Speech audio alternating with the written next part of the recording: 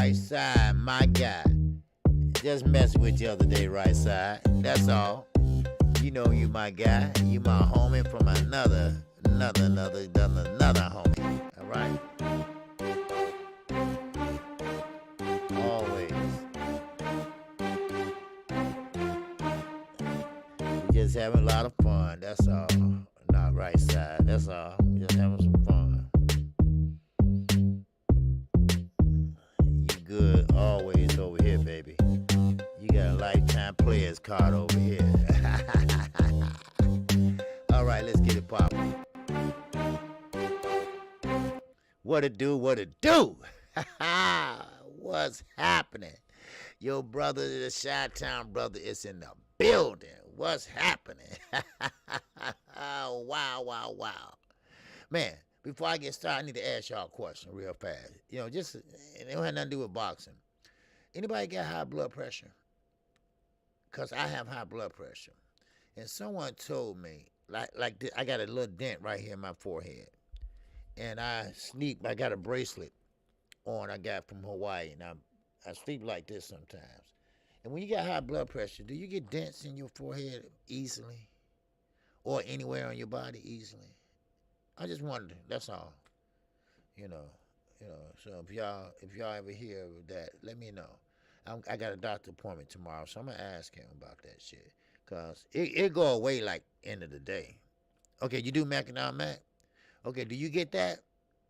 Because when you have high blood pressure, it seems like I get dented real fast. I mean, it goes away, like in, 5-6 hours, it goes away. It's like it popped back out or some shit.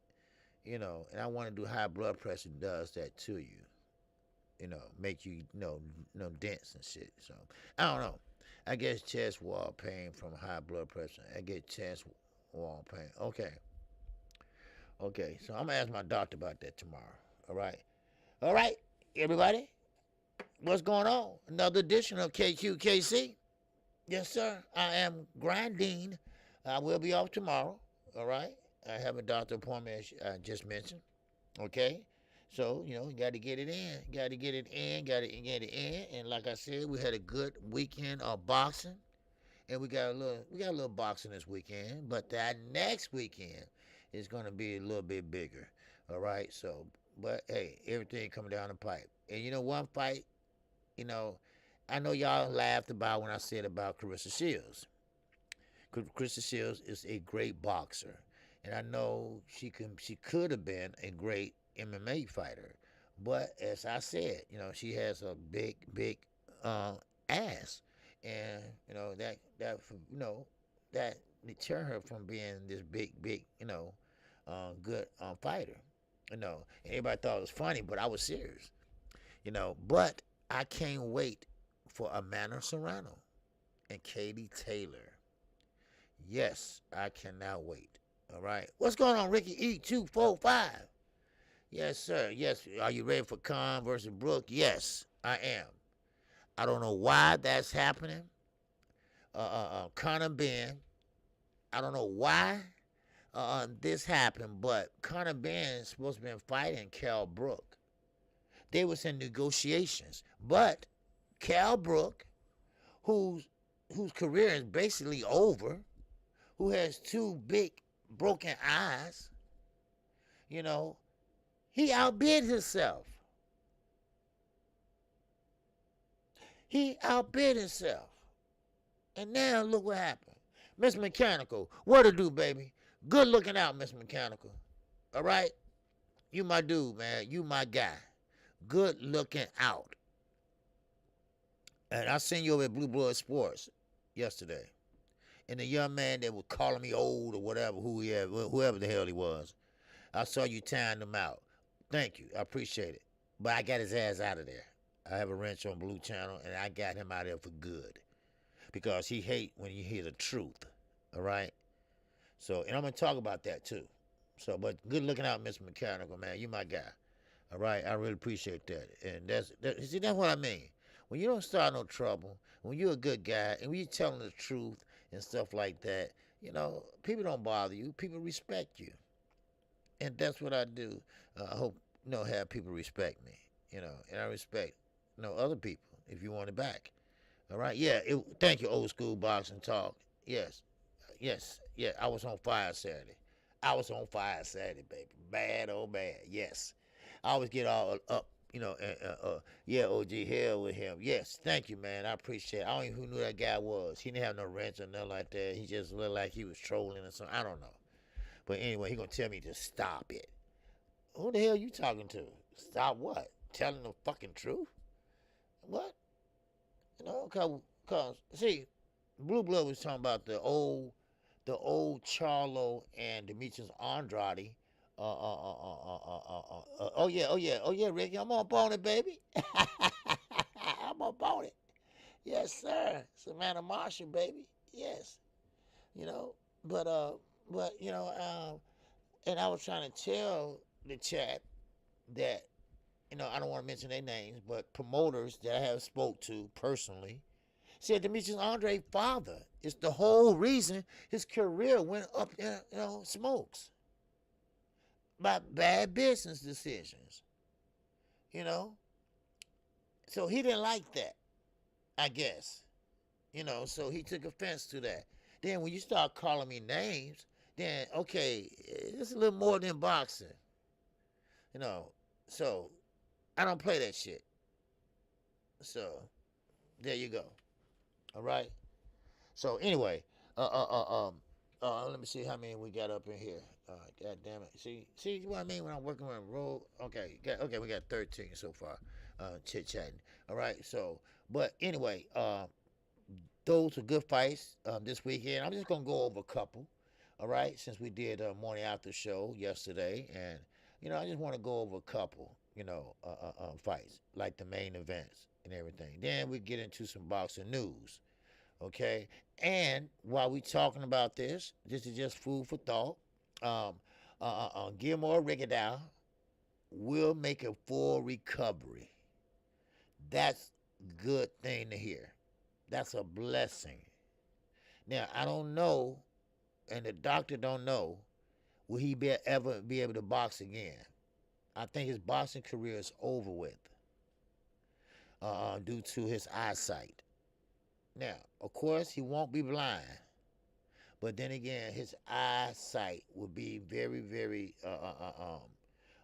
in trouble. All right, it's gonna be very hard for him to really focus, and he still can see. Don't get me wrong, but they're saying that he might not be able to box again.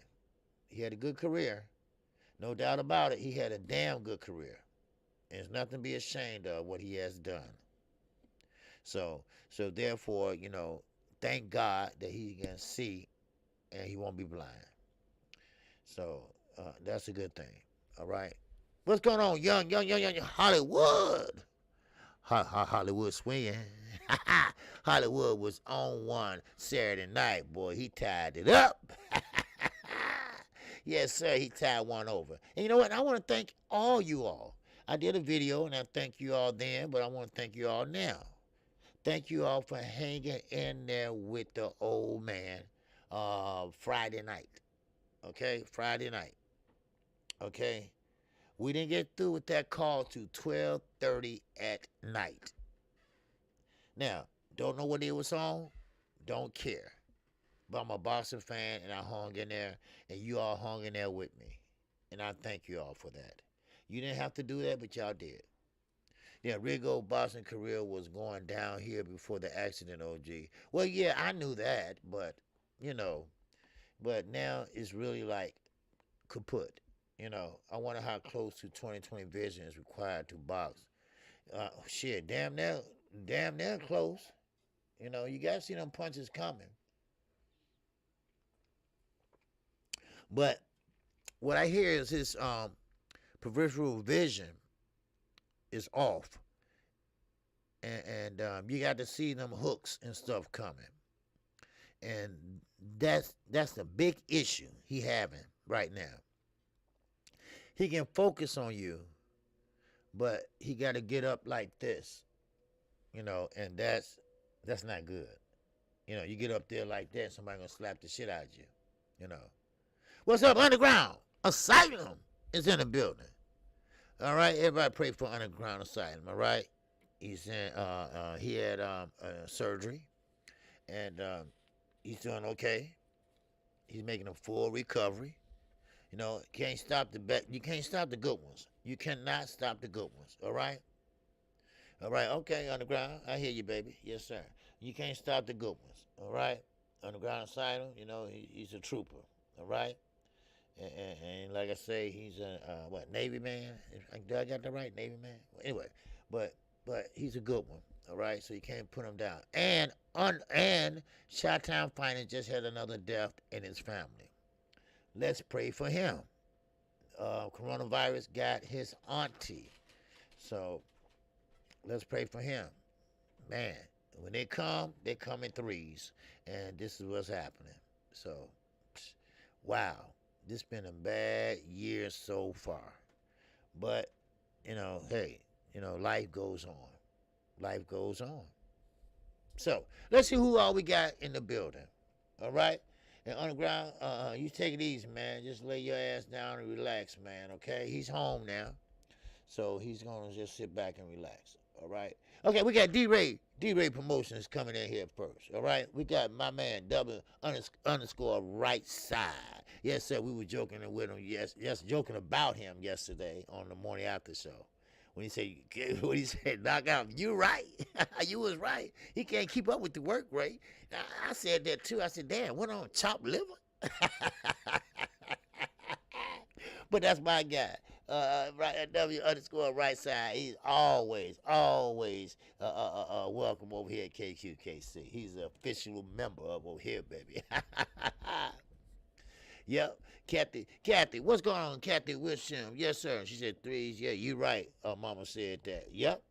Yes, sir, Kathy. And you know what, Kathy? Did you get my message? Did you get my message, Kathy? I answered your message, and, you know, very well put. Very well put. Okay? And that's what I told you. Very well put on that. Once you get a chance, I answer you back.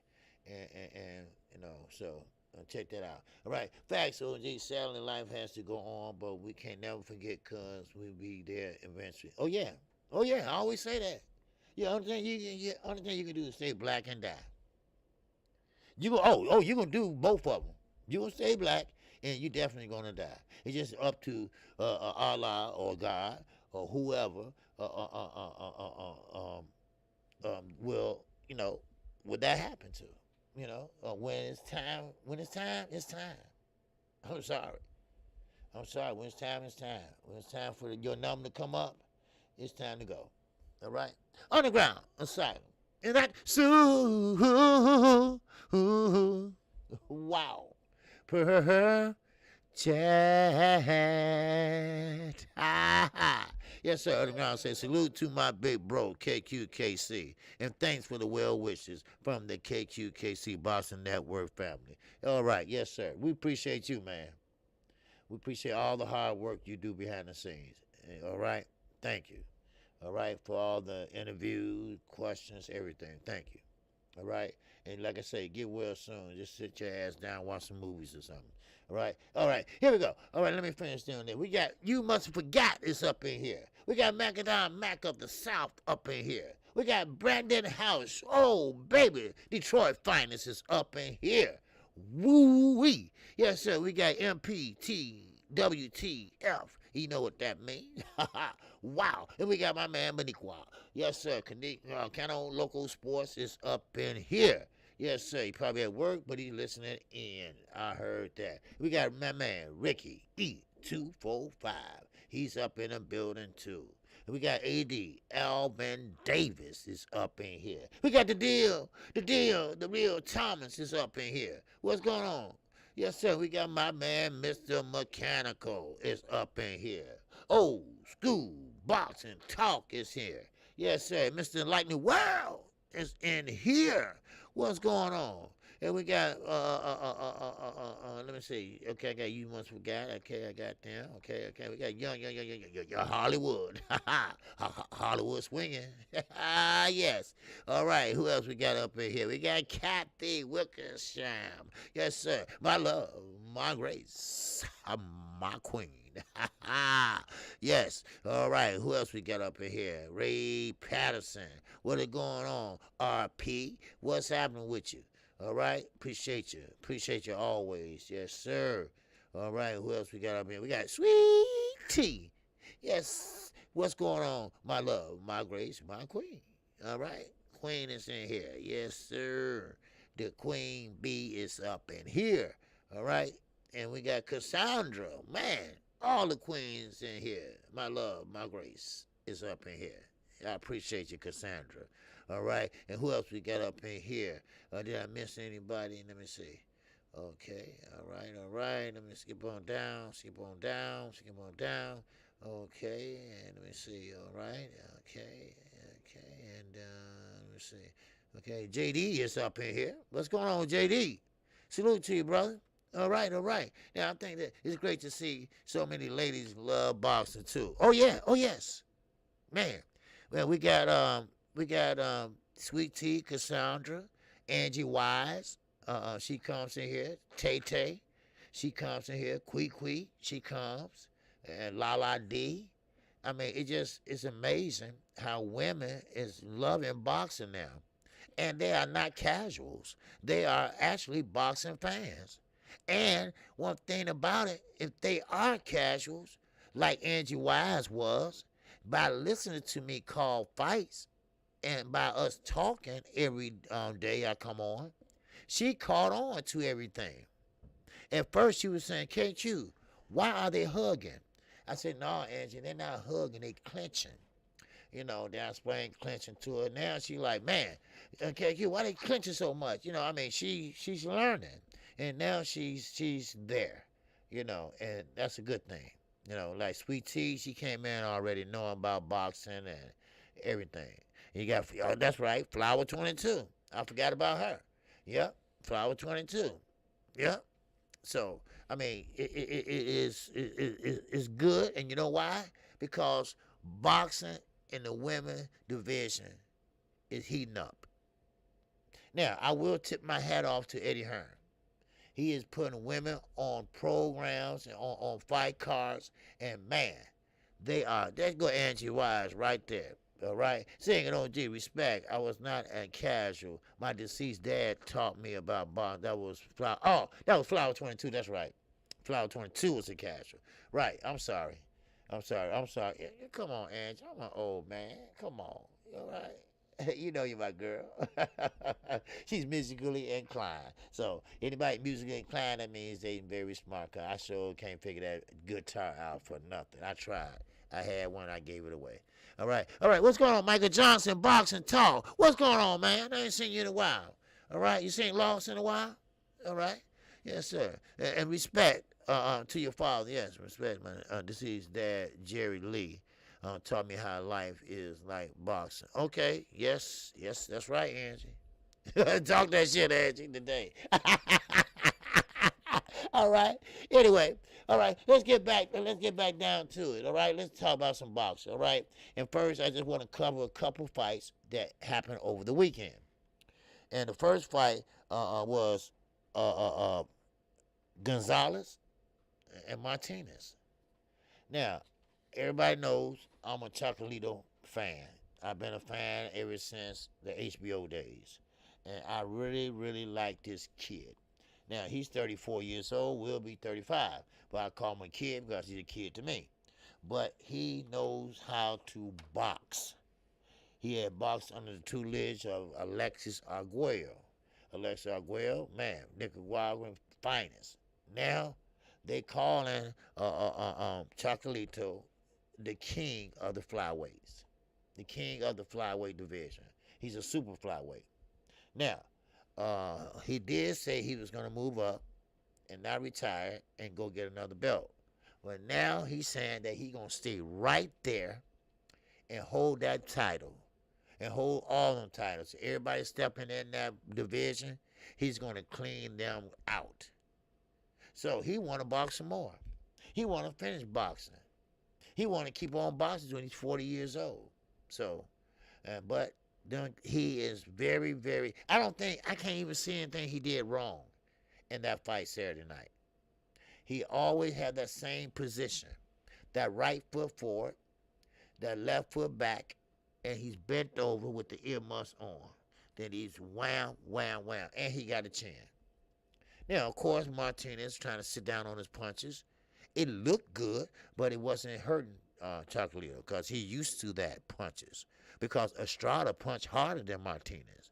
So Martinez going to go back down to regular flyweight. So that was super flyweight, but he's going back down to flyweight. So, but still in all, he was a great replacement to Estrada. Estrada is a bigger puncher. And so what Martinez was throwing, it just didn't hurt him. It just didn't. And I like how he take his time. He has in his mind, and that's that ring IQ, he has in his mind what he's going to do. And he took his time, and he came in, and this and that. All right, let's go another queen that's coming in. Tay MMA. Comeback and entertainment. That's what I'm talking about. You know, we got women, we got queens that love boxing, and man, this is what I'm talking about. All right? Salute to you, Tay Tay. Ricky said Eddie Hearn has a new female fighter. Her name is Sky Nicholson. She made her debut on the prelims on Saturday night on the DAZN card. Okay, I didn't catch that, but I caught Pacheco. All right? I like that kid, Pacheco.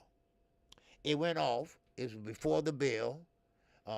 It's a little thing on the zone called Before the Bell. They pretty much undercards. Well, he was the last fight to fight.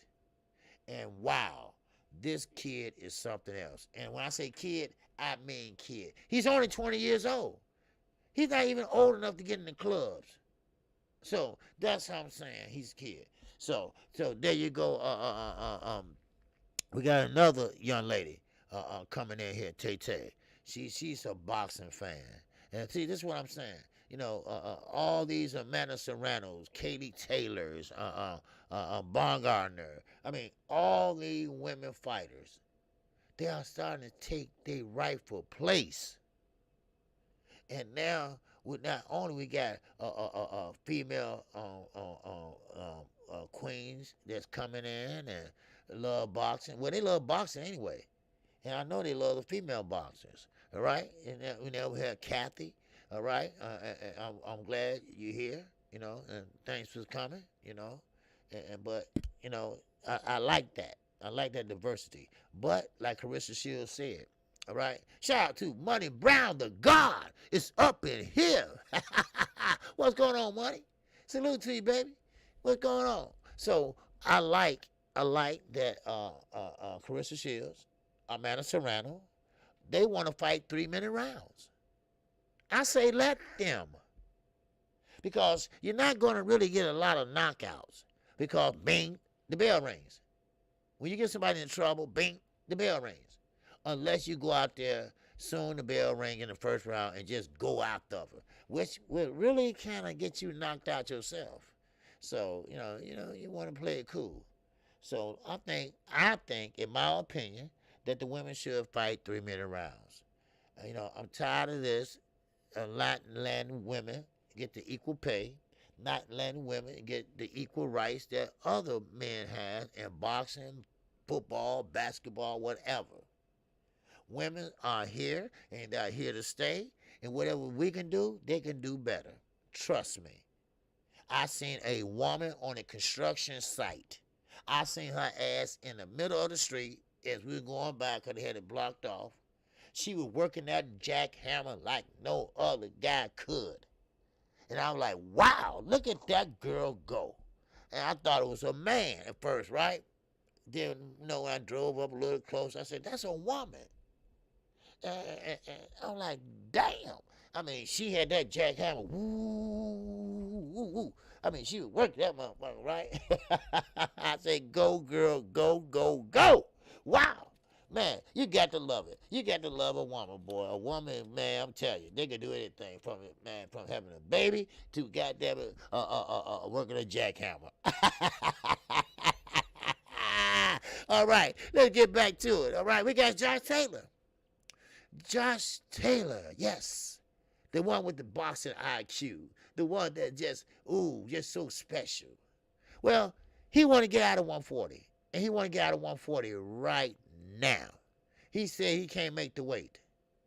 Now, everybody asking, hey, Josh, well, what about the rematch?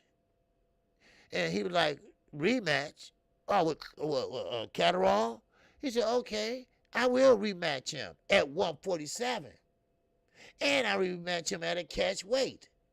So what that sounds to me is that you don't want to fight him. You're making all the obstacles. There you go, right side. His ass is scared.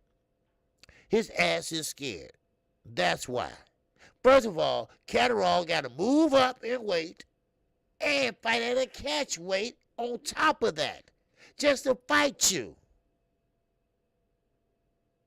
Now, Josh, you're not going to get a belt up there right now, so you might as well just stop it. So that's what he wants to do. That's the only way Catterall will get a rematch. You know, yes, you're right, Ricky. He is the 140 George Camboza now. That's what he is. Now, see, some fighters, they can take an ass kicking and keep on ticking. Not Josh Taylor. No. See, as I explained before, certain fighters, they reach their peak in their career. Sure, you was good at, let's say, you know, and I'm just paraphrasing, you was good at 135. Oh, you were fantastic when you moved up to 140. But you get up to 147, you reached your peak, son. 140 was it. 140 was it. You go up to 147, then that's when things gonna start going wrong. Danny Garcia, he moved up from 140 to 147. He wasn't no champ like he was at 140. No, he wasn't. Adrian Broner, he was the best at 140 than he was at 147. It's just a fact. Sometimes you cannot move up like other guys. You know, yes, the logical thing to do is when you win all the belts in the 4-belt era, then the logical thing to do is what? Drop the belts and move the fuck up, right? No. Some people can't do that. Some people have to stay where they are and stay put. Because if they go up, that's taboo for their asses. Because, see, weight classes, once again, here I go, once again, they are there for a reason. They are there for a reason. They punch harder. They fundamentally sound better than you are. Their ring IQ is better than you are. You know, so it's not easy unless you are just an elite type of fighter like a Terrence Crawford. That's it.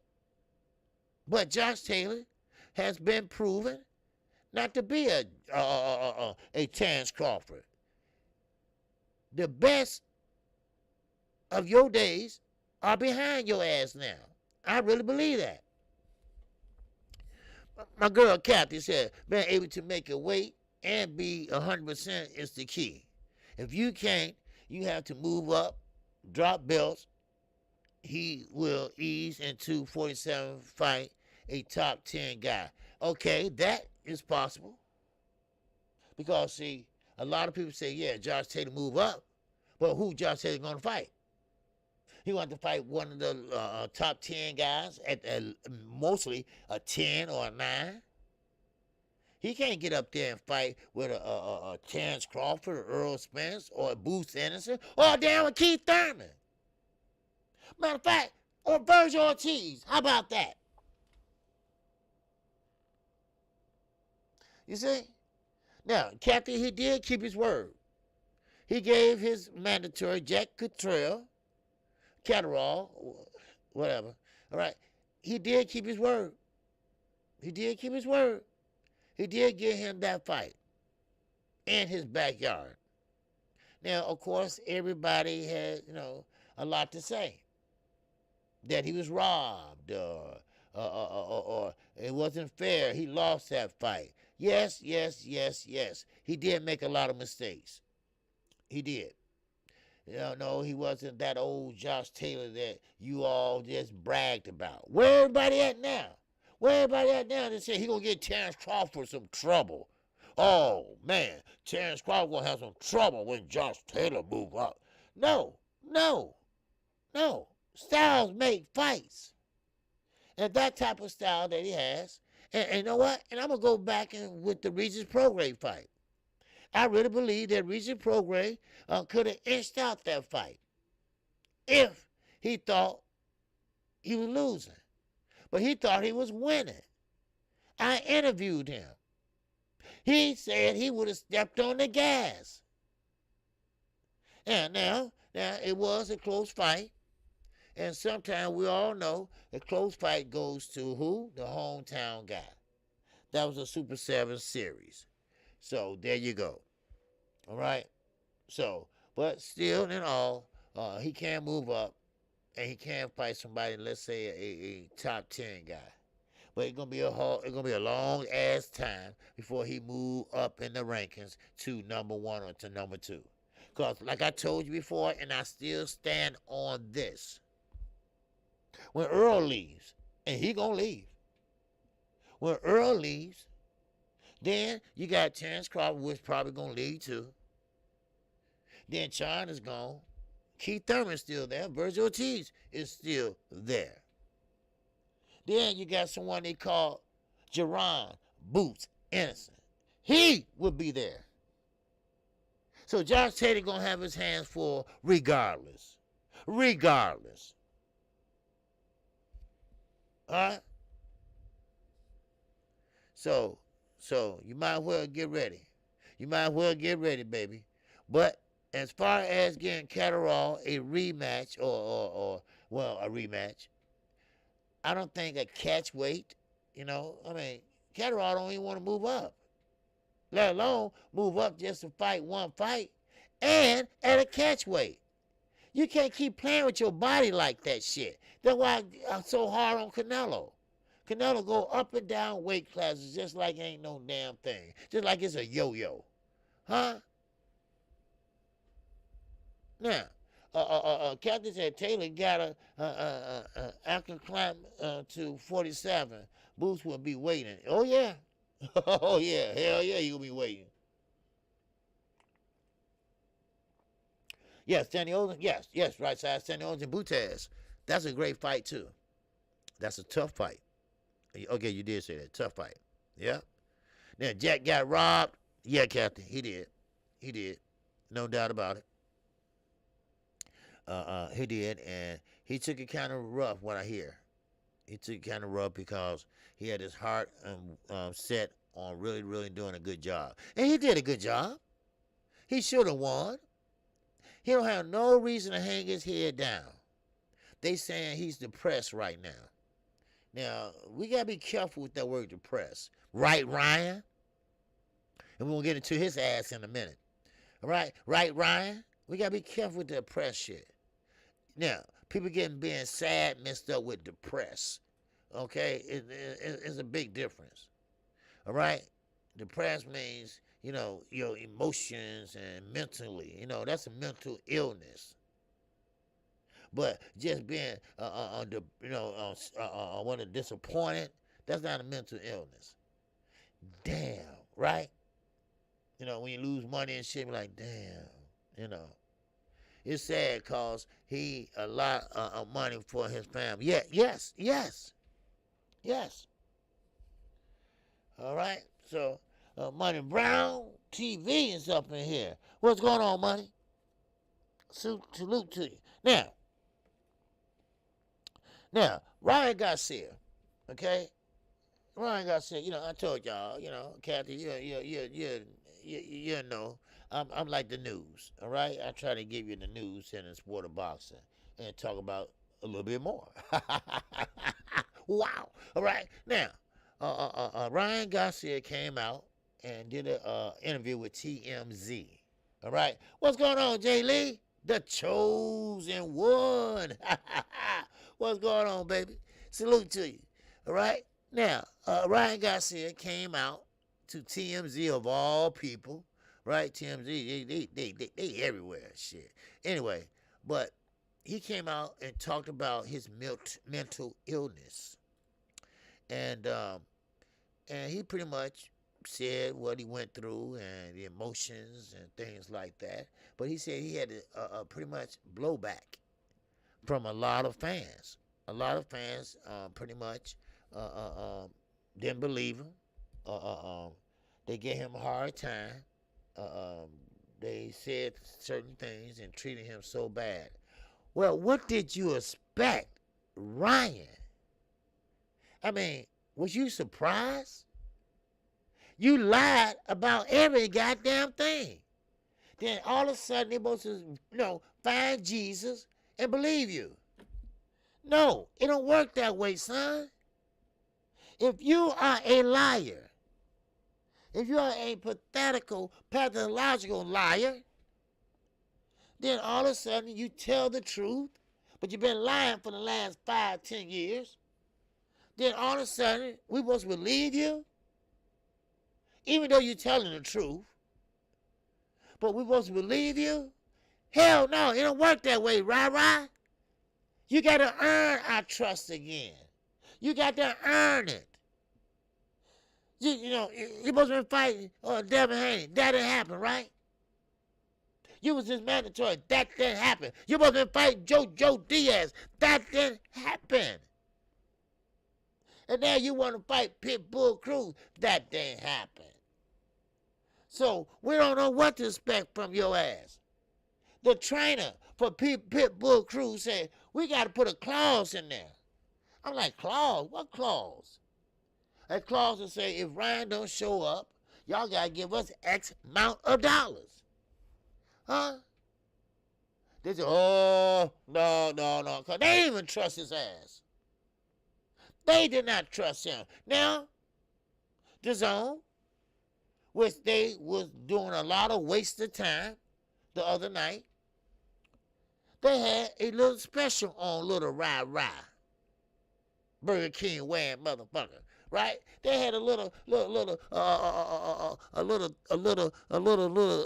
he's back, segment. He's back and he's bad and he's here. He found a guy named Tagaho, whatever his name is, shit. And trust me, I know that fight was cherry-picked for his ass. They are trying to make him the next Canelo Alvarez, but he doesn't have the work ethic. He don't think like that. So, therefore, he is in a catch. He's in a catch. And you know what? Ricky E245 is right. He wants somebody to feel sorry for his dumb ass. He's trying to find somebody to say, you know what? You right. You're right, Ryan. I mean, I feel bad for Ryan because he had so much pressure. What pressure did he have? The only pressure he had was the pressure on his ass. Come on now. And you know what? William Old School right. Don't be surprised if Tagaboo come in there and hit him with something. Just like Luke Campbell suit ass. He, and I think that was pretty much set up anyway. I just got to watching boxing 5 years ago. Garcia don't have the mindset for boxing life on the line in there. You know what? There you go. Kathy's smart. She's smart. She's smart just to get in the boxing just 5 years ago. Because you can read a motherfucker that ain't got heart. He don't have heart. And Oscar, he can't say nothing good about him. Only thing Oscar can say is that he got 1 million something Instagram followers. Well, no, Oscar. We ain't asking you that shit. We asking you, what does he do good? Well, he got 1 million Instagram followers. Oscar. We're not asking you that. See, Oscar ain't got nothing else to say. And that's why I said Canelo, and trust me, I'm not a Canelo fan, but Canelo sat there and said, oh, Ryan don't work. Ryan is lazy. Ryan come in here and make a film for his Instagram. He posed and hit the bag like 20 times real fast. And then says stop. And then he leaves. Get the fuck out of here, Ryan. I don't feel sorry for him. Now, if you want to, that's your issue. All right? Mark Dan, 123. Appreciate you subscribing, baby. All right? Remember, you got a platform right here to express your opinion. That's what goes on KQKC. You don't have to agree with me. You don't have to agree with nobody in the chat. Your issue is this. You can speak your mind. That's all. Speak your mind, and nobody ain't going to time you out, or no one ain't going to block you. Trust me that. That's what I do. That's how I run my channel. All right?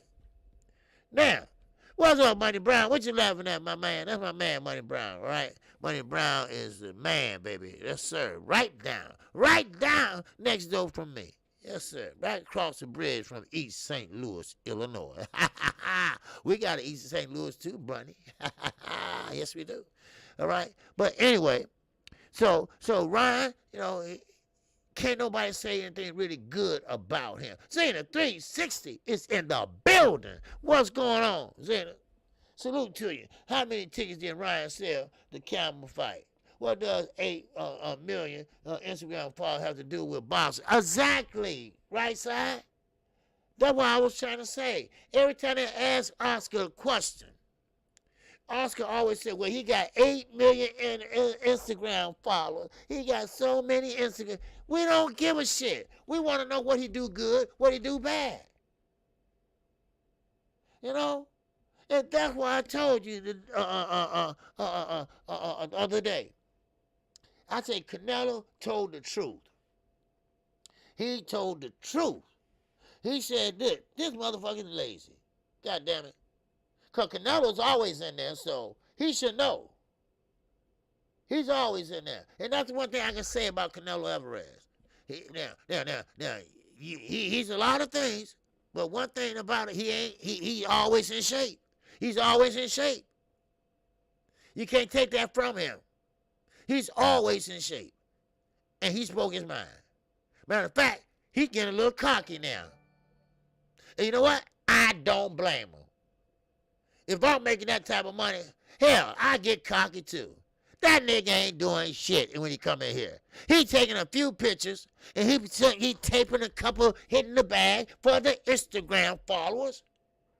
Because, on Instagram, they rewind and shit every 5, So it seems like he... What kind of shit is that? Huh? Did he come in there and get ready to fight with a Burger King crown on like he's the king of what? King of what? King of what? King of wiping somebody's ass? So Canelo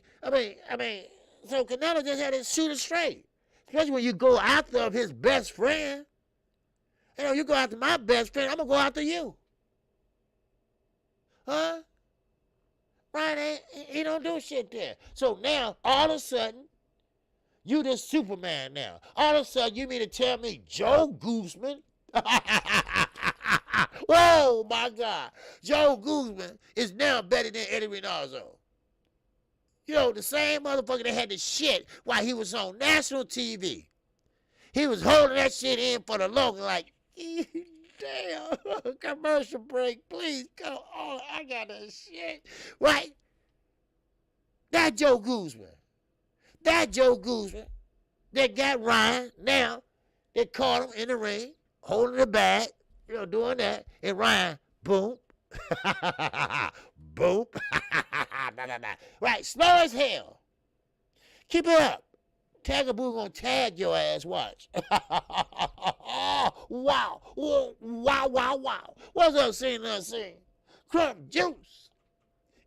And that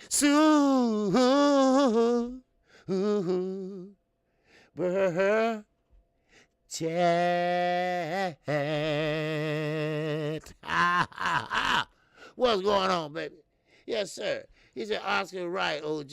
Garcia can't afford to bruise up that pretty face when there are videos to be made. Yes. Yes. That's all he's there for. He went to that gym because he liked Canelo Alvarez. Okay? He never really was interested in boxing. Boxing just made him a little bit popular. And when he saw that popularity, he capitalized on it. And now he's there, and now he's like, oh, I'm this and that. How can a guy, a champion, go chase his own damn mandatory to fight? Who does that? Huh? Oh my God. Woo-wee. I mean, Devin Haney, you know, he don't have a lot of power. But I feel sorry for the man. I really do, the young man. Because he's sitting up there chasing everybody all over goddamn the country, trying to get them to fight him. And he the champion. Man, what the hell? And now George Cambosa and him, and I don't mean to switch on you like this, but, since I brought it up, well, all right. Crawford got me turned right side to you guys fight and call out the winner. Yeah, oh yeah. I'm gonna talk about that too. Don't worry, King. I'm gonna get to that. All right, but now, what I was gonna say, I lost my train of thought. But Ryan Garcia, he was pretty much, of course not. They just faking until they make it. That's why he constantly brings up Tank to build his name off of him. Of course. Well, Ryan Garcia was pretty much a big at that. Ryan Garcia, that was his bread and butter. He talked a good game. You remember when he was dressed like Billie Jean King, Billie Jean Ain't My Lover, right? When he was in Mike Tyson thing, he had on a bow tie and a waiter's outfit and shit and flooding and shit, right? And he thought that was cool, right? Yeah, right, okay. All right, he thought that was cool, right? Then he get there and Mike Tyson, with his instigating weed head ass, he gonna sit there and put on his phone and say, here, talk to him, right? And he was like, yeah, man, I'm gonna do this, and I'm gonna do this, and I'm gonna do this, and I'm gonna do this to you, and I'm gonna do this, and boo, right? I'm like, what the hell? And Mike Tyson like, yeah, right? I'm like, if you don't sit your fat old ass down and stop, because Ron ain't going to do a damn thing. And I know Gervonta Davis like, oh, this motherfucker talking shit, right? Man, this motherfucker like, man, I'll beat your ass, right? And we know Ryan, we know Ryan would be in a coma. Now, Oscar said that. Oscar said, no, he's not ready for Gervonta Davis. He would get hurt. Huh? Come on. Really? Now, I'm going to change gears and go on into what I was going to say about Bud Crawford and Earl Spence. Earl's Truth Spence Jr. They had a press conference, and they're about to have many more, because we are under 5 weeks before this fight kick off. Earl Spence, you got to love him or loathe him. Because one thing about Earl Spence, he will tell you the truth. If he don't tell you the truth, he's not going to lie to you. He just ain't going to say shit. That's all. I like what he said. I like the honesty. And let me tell you, I'm not no Earl Spence fanboy. I'm not no big Earl Spence fan. I just call balls and strikes. Y'all know what I do. I call balls and strikes, ho. That's what I do. Now, Earl Spence said this, and he was honest. They asked him, well, you think you can stop you guys? He said, I don't know. I ain't stopped nobody in a long time. Right? I'm like, damn. That was honest, right? He wasn't trying to front. Well, I almost stopped this guy last time I fought. And I really stopped Lamont Peterson, really, Well, his coach stopped him, but I was going to stop him anyway. He didn't do all that shit. He said, man, I ain't stopped nobody in a while. In theory, if you want to really know, it was Ocampo. His mandatory he stopped. So I mean, it is what it is. At least he is honest. Honest. And let me tell you another thing. Yo goddamn old media, y'all got to stop that shit. Don't sit up there asking fighters about another fight when you got a fighter that he about to fight sitting next to him. What the hell is wrong with y'all? And you too, ES News, reporting. Yeah, your ass too. You fall in line right with him. Come on now. I mean, you guys are still right there, right? Yeah, I know he don't speak English, but he got his homie right there telling him everything going on. You gonna ask him about Terrence Crawford? In a press conference between him and Earl? Man, please. I mean, y'all gotta be the stupidest. You know what? I'm gonna give me a press pass. And I ain't gonna ask them no questions. I'm gonna ask the press questions. That's what I'm gonna do. I'm gonna ask the press questions. I'm gonna say, what the hell is wrong with y'all? Y'all need to go back to journalism school. Y'all need to go back somewhere. Or just stay your asses at home. Because y'all don't know how to ask the right questions. Why would you ask that man that?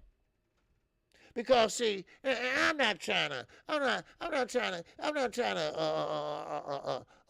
muddy the waters or nothing like that. But you know, maybe you guys looking at that like that's more fuel, you know, on the fire. So they really want Earl. They really want Earl and Terrence. They don't care about me. Well, I'm finna wreck this shit now. So I'm gonna be the best I can be. You never know. You'll never know. So now look at them. Look at them now. So Earl was brutally honest. You gotta be honest. You got to love it. And he's serious. But on the other hand, oh baby, walk with me, talk with me. On the other hand, you got you guys. He's smiling, he cheesing, he got new teeth, he got new glasses. I mean, he was sitting there, man, woo, woo, woo. Yes, William Old School, that was flat out disrespect to you guys. That was very disrespectful. You know, and Earl, he's a laid-back, chilled-out dude. You know, he ain't like me. All right, make sure you hit the like button, everybody. All right, we climbing. We got 66 in here. At first, we start off with 30. All right, 16, 13. But now, hit it. Now,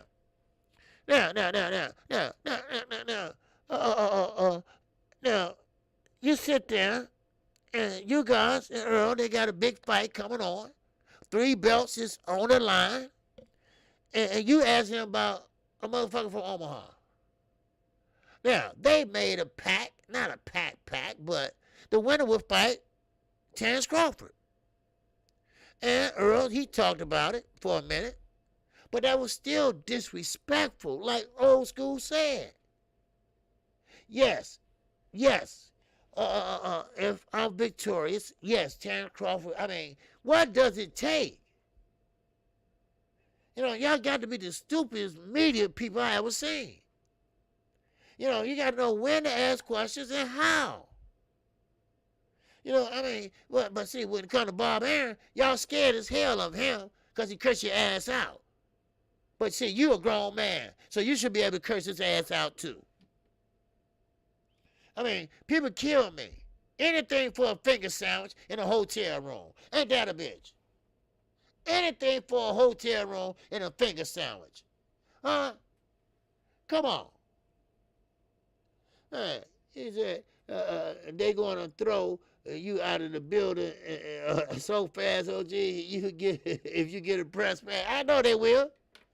They'll be taking me 4 of them. 2 got my legs, 2 got my arms. I say, answer the question, goddammit. Answer the question. I say, somebody answer the question. Why they throw me out? Somebody ask the question. Why they throw me out? Somebody ask the question. Goddammit, ask the question. Shit, yes, sir. Yeah, man, please. I don't care. You think I push a guy in a wheelchair out in a 2-lane traffic? You think I won't do that? How you gonna rob a motherfucker in a wheelchair? I said, you gotta be kidding. Dude, really? I took the shit from me. I pushed. He said, wait a minute. Hold up, man. I really didn't mean it. Man, I pushed his ass out into two-lane traffic. Yeah, I left him there. Man, please. I said, man, dude, are you really going to do this? You really want to do this, right? Then I spit around on his ass so fast, he couldn't do it. I took the motherfucker, and I rolled right out of the traffic, and I left him right there where the yellow striped line is. Okay, take your drawers off, take your shirt off or something, and wave and tell everybody, help me, help me, help me. That's the next time you want to rob a motherfucker. Man, you got something, you got to have balls to do that shit. Oh, my God. Wow, wow, wow. People just don't know. People crazy as a motherfucker, boy. Woo. People just don't know. They just don't know. All right? Now, as I was saying, okay, now, what's going on, everything boxing? What's going on, baby? Yes, sir. Salute to you, man. Well, you know, I mean, but you got to be crazy. How you gonna rob a motherfucker in a wheelchair? You know? I looked at him and I'm like, you gotta be kidding me, dude. You really gotta be kidding me. You know what time it is. I had to laugh, right? You know what time it is, right? Okay, yeah, I know what time it is. Time for your ass to get in that street.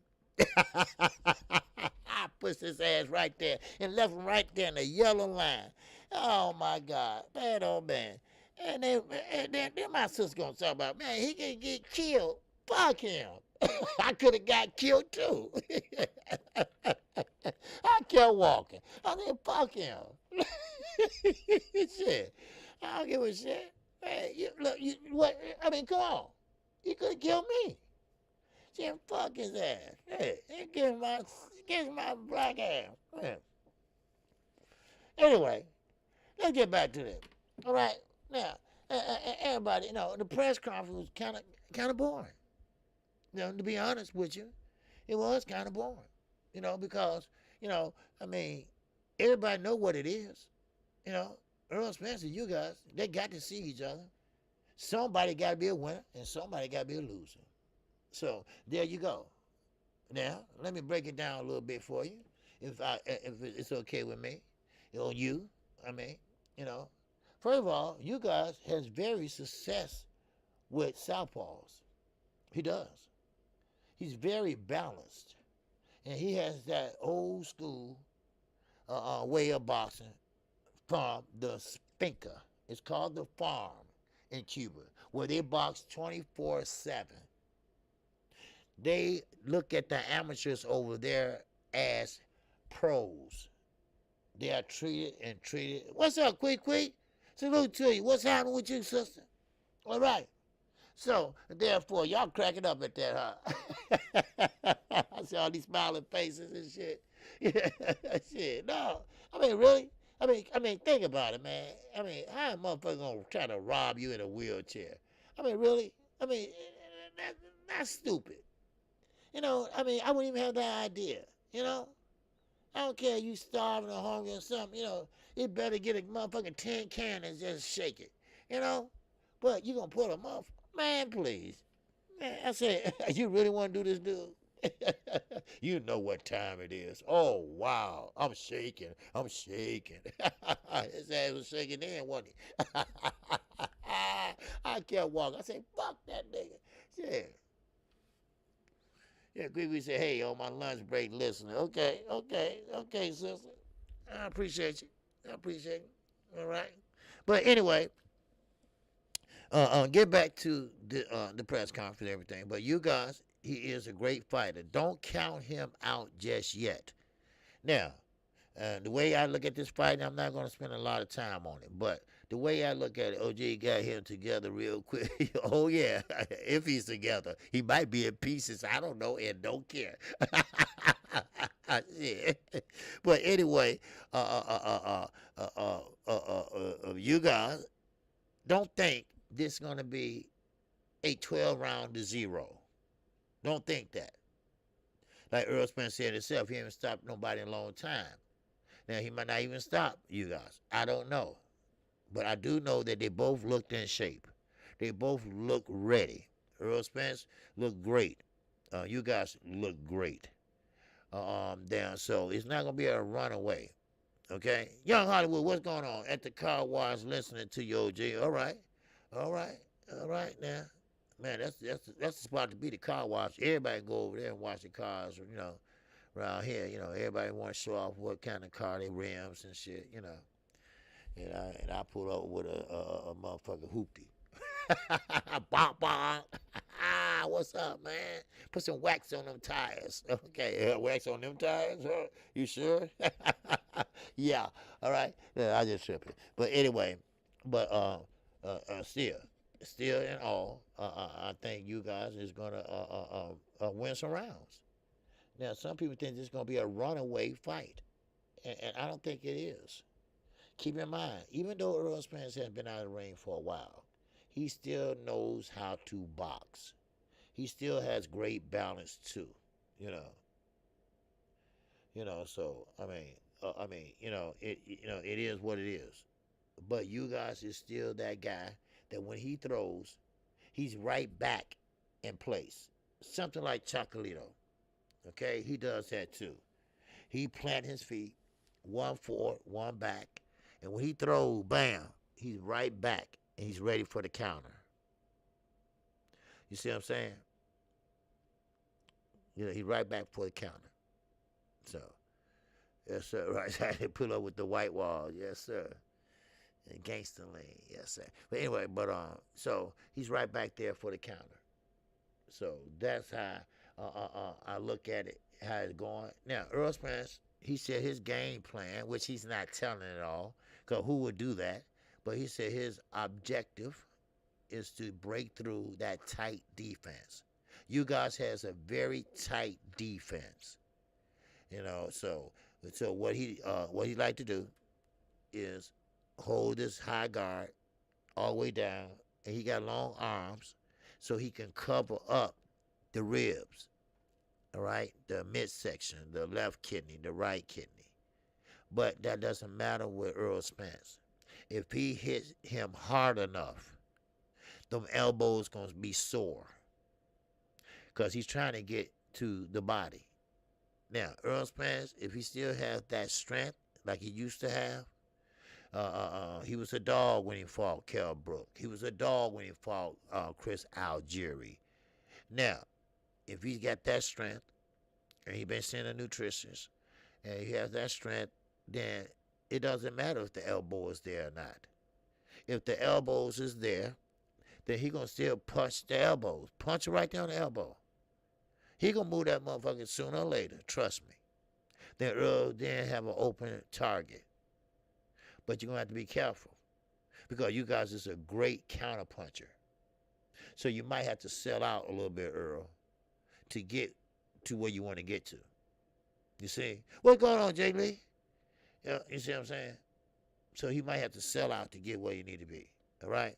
Now Earl won't knock you guys out. He ain't had a knockout in years. Well, that's because the injuries he had.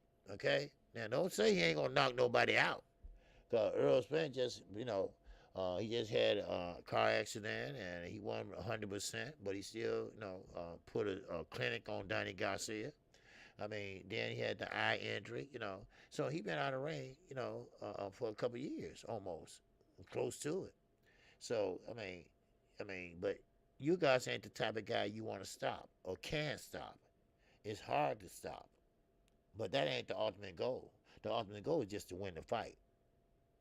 I'd rather see him win the fight than actually knock him out. Now, everybody love knockouts. We get that. We understand that. But this is one of them fights that you're going to have to be strategically right on spot. You have to pay attention to everything. The knockout comes, oh well, it comes. So what he's going to have to do is just pay attention and make sure his punches land.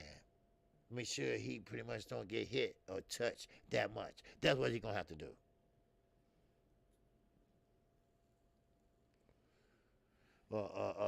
Dickie's two guys. Say, what do you think about Haney calling Canelo pound for pound and that picture together? I don't think nothing about it. I don't think nothing about it. That's his business. You know, if you think he's pound for pound, okay. You know, but you gotta be careful who you know what's pound for pound. Canelo not pound for pound. You know what that word means, pound for pound. You know, So, but anyway, but if that's the way you feel, that's the way you feel. So but anyway, so that's how I see the fight going. If the knockout comes, it comes. The main goal is to win the fight. In order to win the fight and face Terrence Crawford, he has to win against you guys, and we know that. Everybody knows that. So why the damn reporter had to ask him that damn question, I don't know. But still, in all, Earl Spence said the way he's going to break him down is to go through that tight defense. And the only way he's going to go through the tight defense is he's going to have to work the body. Now, he did say something very important, that everybody knows that I go to the body. He stopped. Now, does that mean that he's going to go to the head? Do you think he's going to head hunt? Who knows? That can pretty much confuse you guys. Wait a minute, I thought he was going to be going to my body. And now he's going to my head. But I think it should be a good fight. Whoever got tickets to that fight, man, God bless you, because I think that's going to be a good fight. I think that's going to be a better fight, hopefully, than the Crawford fight. I really believe that. Because you're going to have to understand, Crawford and Earl Spence, when they face off, they will face off. Terrence Crawford found his sorry ass, finally said, yes, I will be fighting Earl Spence if he gets past you guys. Wow, he found Jesus. Good for him. All right? But I got feelings too. Well, you should have thought that before. When you was calling him drunk and everything else, you and fat ass. I mean, both Brian McIntyre. All right? Now, Kagan says Spence has had 4 tough fights in a row against Mikey Garcia, Sean Porter, Danny Garcia, and now you guys. That's a great run of opponent. Yeah, it is. This is what I keep telling Floyd fucking Mayweather. You only good as your last fight, for one. And Gervonta Tank Davis is never going to get to that certain level. If he keep on getting soft touches, if he keep on getting baby-fied. And again, I'm going to say this again. Knockout Box 86 TV is right. Sometimes when you're a good fighter like Floyd was, he was the best. I seen him grow up fighting. But that doesn't mean you're going to be a great promoter. Maybe a great trainer, like Robert Garcia, like Shake 'em Up Freddy. Yeah, they were ex-fighters, and they make great trainers. But not Floyd. Floyd, training is not good enough for him. Floyd want to run the whole shebang, and he's fucking it up. Michael Jordan was the best basketball player you ever laid eyes on. But he sucked as a coach. He sucked as an owner. Sometimes you got to stay in your lane. Sometimes you can't create a lane. Sometimes you can't get in the wrong lane. See, Floyd always had that ego. And it's good if you're a boxer. It's good to have that ego if you're a boxer. But when you are a promoter, then you're not doing your fighter no good service. You're doing your fighter a disservice. Because he always going to be what? Limited. He always going to be limited. Then one day, he going to run into a cherry pick. And that cherry pick is going to put a whooping on his ass. Trust me. But I think Gervonta Davis is smart enough to make an adjustment. But he probably make the fight harder than it should have been. He might come out victorious, but the fight could have been easier if Floyd would have let him fight better competition. Because Floyd want to keep everything in-house, right? Because he can go in his pocket, him and Al Haymans. So it is what it is, What's up, Ricky? He said, I think Floyd don't believe Tank can win the big fights, OG. I think he can. Now, let's not get carried away. I don't think Gervonta Davis going to ever get up to 147. You know, it's just that the statue is not there. You know, he's not big. You know, he's not tall. And I think 147 just is too far of a reach for him, Rick. But down at 140 and 147, I think Gervonta Davis, he can beat all of them. But he got to fight them. And Floyd won't allow that. That's all I'm saying. You know, and Floyd, he knows. He's a fighter. He know who got it and who don't. He knew Earl Spence had it. That's why Earl Spence whooped his ass and he put him out the gym. Then he went back and said, wait a minute, come back. I'm sorry. Come back. All right? You gave me that work, and I appreciate that. All right? He knew he was the one. He knew that what he had is golden. He knew that he was going to be a champion. And the same way with Gervonta Tank Davis. But, Earl didn't have Floyd as a promoter. Tank does. And the only way Tank is going to be a force to be reckoned with. If you're going to have to let that dog hunt. And he ain't letting him hunt. He keeping them caged up. He keeping them pretty much on a cherry pick leash. That's all he's doing. Him and that lying-ass Leonard Allaby. You know, and then he have the nerve. He had the nerve. He came out the other day and said, you know what? I am the creator. I am the creator of all pay-per-view fighters. I did Canelo. Look at Canelo. I was the cause of that. Look at Gervonta Tank Davis. I was the cause of that. Huh? No, you wasn't. How whooping Canelo ass made you the cause of him being the face of boxing and putting asses in the seat? Explain that to me. Explain it to me like I'm a fifth grader. Huh? Come on now. Floyd, stop it. Stop it. Just stop it. That ego gonna get your ass in trouble. I'm telling you right now. Back out Boxing 86 TV, my co-host on Sunday mornings. What's going on, man? Mayweather Promotions have all their eggs in the Gervonta Davis basket. Exactly. They don't want to risk him losing, so they don't put him in big fights, which is hurting Tank's career. Yes. Now, I'm gonna let you all on a little secret here. Right, hit the like button, all right?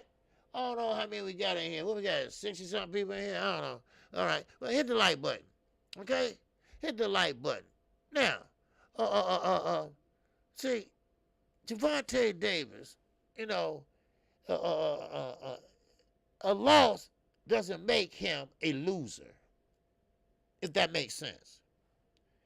A loss don't make you a bum, if that makes sense. I mean, even AB, Adrian Broner, he put a list out because he lost 2 in a row, whatever, and everybody called him a loser and this and that or whatever. But the greatest fighters in the Hall of Fame, the greatest fighters in the world, had a loss on their record. Now, I'm not saying that Gervonta Davis will lose. I'm not saying that. But what I am saying, if he does lose, that will, I guarantee you, that will make the best Gervonta Tank Davis you will see. Look at my guy, Roman Gonzalez. He got 2 losses on his belt, 2 or 3. But look at him Saturday night. Look at him Saturday night. They calling him the king of super flyweight. Trust me on this. Huh? Just because you have a loss. Muhammad Ali lost. But he was the greatest. He was the greatest. See, what's up, Randy Smith? I came into the house burning down. Oh, my man, Randy Smith. Yes, sir. He'd keep trucking. He'd keep trucking. He keep trucking. He's a truck driver. That's why I said he's about to own his own business, baby, if he got it already. All right? But anyway, so you have to understand. What's up, A1? Hoop Zone. That's my guy. If you haven't subscribed to him, make sure you subscribe to him. All right, good channel over there. All right. Enjoying that lunch, quick. Now, but understand this. Now, if you put him in there with someone that you think is a risk, you'll be surprised. I said this to Knockout. I said this. I said, listen, Gervonta Davis, you'll be surprised if you put him in there with someone that has great talent, someone in there that's a little bit of step above him. How about that? You put him in there and watch. You will see the best. You will see the best of Gervonta Davis. Because sometimes when you face someone that you think is a little bit better than you, what you do? Oh, what you do? You dig down deep. And the best of Gervonta Davis will come out. I promise you that. You will never see a Gervonta Davis like that ever before. Until that night or day, whatever. Because, see, sometimes the best of us come out. That's in any sport. When they said that we're going to shut Michael Jordan down, Michael Jordan came back and hit damn near 60 points on their ass. Huh? You going to shut me down? No, you're not. That's what they said. It was all in the paper. We shut Mike down. We're going to triple team him. And they tried, but they didn't. Oh, we're going to get Gervonta Davis. Oh, man. Oh, he don't know. This is a real big risk for him. And you know the naysayers. You know the naysayers out there. You know what they're going to say? Oh, Gervonta Davis, I think he matched his match. You know, little Stymie. You know, Tim Bradley. He going to say that. And watch Gervonta Davis go out there and be the best he can be. You ain't shutting me down. Because Gervonta Davis, he from the streets. He from the old school, baby. Trust me. Now I got boxing. Hold on now, OG. There isn't a better fighter than Gervonta Davis. He beats them all. Yeah. But you never know. Just like Jose Pedraza. He did a great job this week. Damn good job. He was making them miss and making them pay. Ramirez's arms were going everywhere. His arms were swinging back and forth. And guess what happened? You know, the sniper was going in and out. But when he fought Gervonta Tank Davis, that was the wrong fight, he said. Styles make fights. He was expecting a different Gervonta Davis to show up. He had practiced and studied for another Gervonta Tank Davis. See, it's called making adjustments. And that's what he did. He made adjustments. He started the first round off with what? An orthodox stance. And then here come Ramirez coming in, rushing, pumping him with straight rights. Coming in with left hooks. Then what did he do? What did he do? He made an adjustment from the second round all the way to the end of the fight. He fought in a southpaw stance. You're only better than your last fight. Trust me on that. Now, as I move on,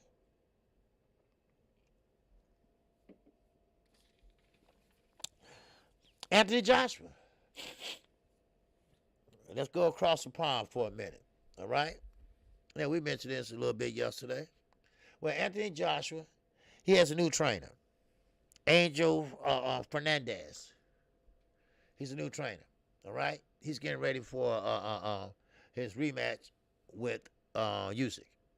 Now, I don't know if Usyk going to be able to make it, but who knows? And we pray for his family over there and everything. But whoever he fights, Okay? Uh, uh, uh, Anthony Joshua. It doesn't matter. Now, this is my opinion. It doesn't matter who you train, who trained you. Lily Sally Walker sitting on a saucer can train your ass.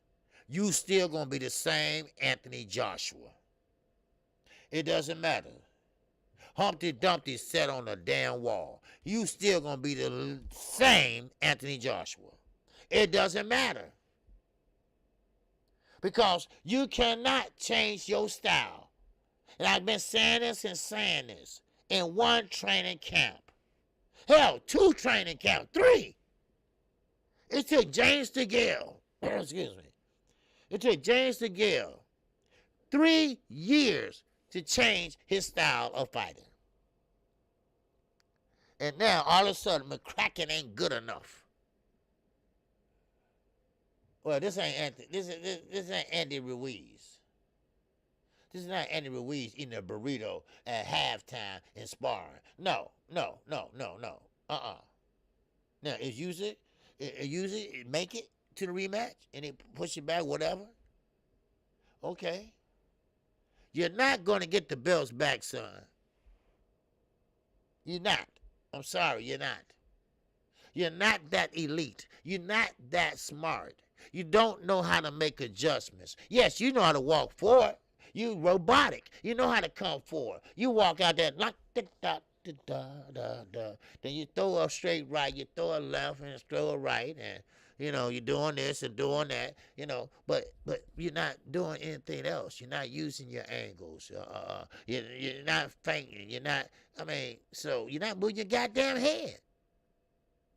So you tell me, the same guy that you said would be taking over the day-to-day operations, who has been in your camp since day one, the one that they said you was the chosen one over in the UK, and they did for a while, and Eddie made a lot of money off your dumb ass. You didn't even know where the money went. Eddie told you he went to taxes. You believe that shit. That just shows you how dumb some fighters are. And I'm not talking about dumb in the sense like, you don't know what 1 + 1 is. I ain't talking about that dumb. Well, maybe but I ain't talking about like that. I'm just saying, hey, he in a situation where, he gonna have to do the best he can. Now, sure, Fernandez can tell him, you got to do this, you got to do that. But that's not going to stop Usyk from stepping around, using his angles, because he's a southpaw. And keep tagging your ass. You still trying to throw and missing and throwing and trying to use a left hook, trying to use a check hook, and you're still missing. When you get a fighter out of his element, when you get a fighter to do things he ain't used to doing, when you get a fighter to do things his body ain't used to doing, yeah, you're going to see a knockout fighter. Trust me on this. You're going to see a knockout fighter. And I guarantee you that. You think Anthony Joshua was crawling on the floor before. Oh, shit. Hell, he going to be lying down next time. So now, what move he made and why did he make it? I don't know. And I really, really don't care. Because it is what it is. Hell, he made a lot of money. Hell, he's still rich. He made a lot of money. So, there you go. Yeah, I know he hoping. And praying that Usyk don't come back. At least to it after or when it's too late. I know he is.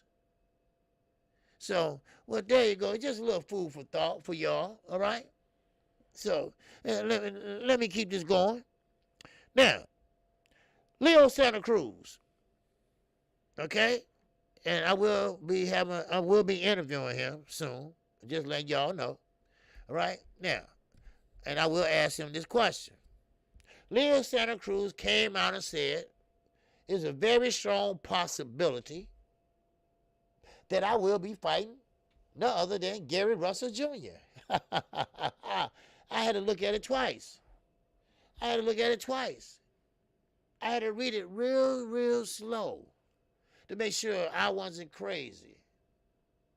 Now, Leo, you getting older. You still fight at featherweight and maybe 130, you know. What's up, Master Musa Lifestyle? What's going on, baby? What it do? What it do with it? I'm like in the Keon voice. What it do with it? What it do? What's with it? Yes, sir. Anyway, but now, Leo, Gary, he put his hands around your daddy and said, ooh, this chain look nice, right? Daddy didn't know who it was. Daddy was just sitting there looking crazy, right? What's up, 86? He said, if you should make it out of the war, do you understand how much more resolve he is going to have as a boxer? AJ will stand at winning the rematch. Of course. Of course. Exactly. Zena, talk to me. Talk to me. LB did not say Tank will never fight anyone not in the PBC. No. He said they going to keep it in-house. Floyd said that. They said they have plenty of guys for Tank to fight. When it comes to Haney, he talked about the purse he will want. Oh, okay. But I'm saying that Floyd said that they're going to keep it in-house. And what mean by in-house is just PBC fighters. You know. Now, I don't know what Leonard said, though. And LB sent offers to Ryan, and he the one that came. Okay. Well, Ryan got history with them. Ryan got history with Floyd Sr. So, you know, he like family over there. So, but I didn't know Leonard LB said anything, but I know what Floyd said. Floyd said he going to keep it in-house. He don't want to fight nobody else, you know. And another thing, while we're on that topic, before I finish with Leo Santa Cruz, how the hell Eddie Renazzo, and this is what I mean by old media. He said, and I quote and unfucking quote, he said that black fighters are not good for his fighters. Because black fighters, they are more slick. They have faster feet. In other words, they're better than his fighters. Okay. So is that the reason why Canelo not fight no more black fighters? Is that the reason? Huh?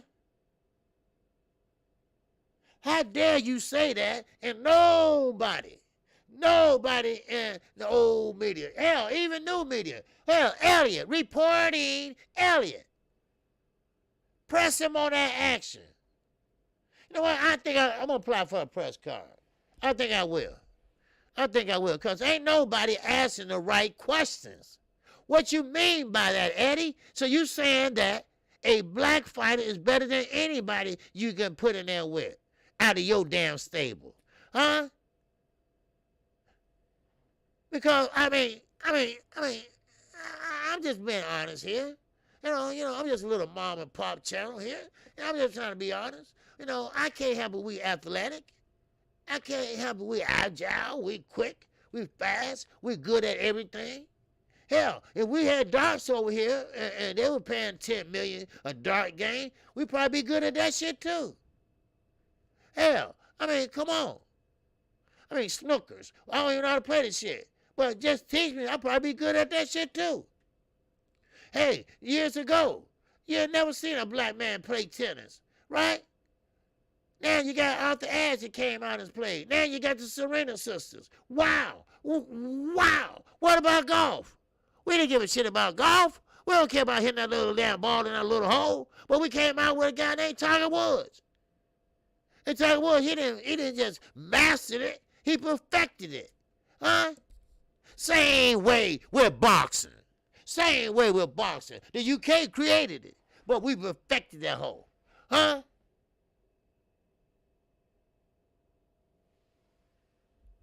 Man. But nobody didn't say nothing to Eddie when he said that shit. Right? Ain't nobody said nothing when he said that. Oh, we see Eddie. Okay. Okay. That's how they do, the media. Okay.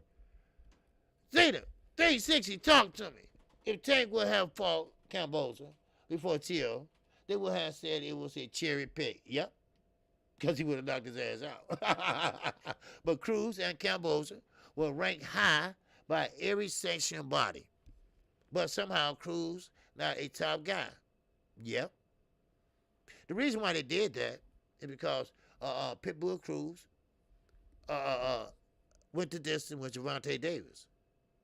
He didn't get knocked out, and Gervonta Davis, they didn't look at Gervonta Davis with the hand injury, but this is boxing, but he still boxed beautifully on the back foot. But see, they don't look at shit like that. They just look at, oh, well, this opponent must be really, really good because, man, Gervonta couldn't get him out of there. He kept pressing the action. He kept pushing him back. And all, they look at the negativity of things. The rankings are starting to be a joke. The rankings and the pound-for-pound list is starting to be a joke. That proves people don't know who is good exactly. There you go. They just go by popular names. Exactly. Look at Camboza. Everybody shouting out Camboza, this and that. Now, I will admit this, though. When Camboza fight Lopez, he did have an overhand right. That overhand right was landing all day. But who fault is that? Now, if Lopez had any kind of defense, he would have had that glove up. And then that overhand right would have been landing on his left eye. And would have him looking like motherfucking Freddy Krueger. So, therefore, yeah, you're right. Now everybody think, oh, Camboza, and he trying to cash in too. He trying to sell on belts and G Money too. Ludabella, his ass too. Now everybody think Camboza is this top guy. Oh, Camboza is just this and that. When knowing damn well he's a B-level fighter.